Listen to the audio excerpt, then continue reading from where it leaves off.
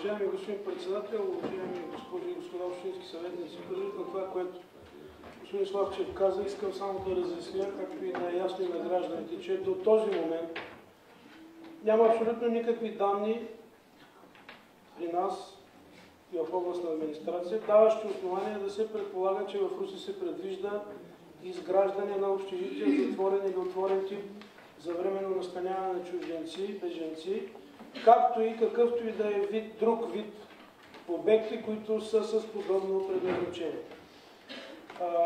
Считам обаче, че е абсолютно правилно под приемането на такава декларация, подкрепям вносителите, защото ние ясно и категорично трябва да заявим тази позиция.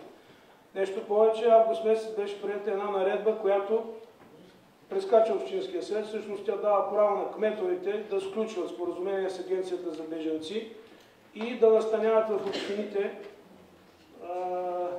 тия чужденци, получили международна закрила или статут на бежанци.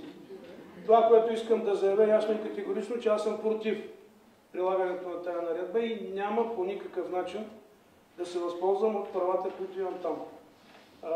Русе не е град, в който трябва да се изграждат подобни центрове и затова, пак казвам, подкрепям вносителите. Това е важно, ясно и категорично да се чуе, че администрацията, Общинския съвет, гражданите на Русе ясно и категорично заявяват тази позиция и ние ще успяваме до край. Благодаря. Други? Сашо Неделчев.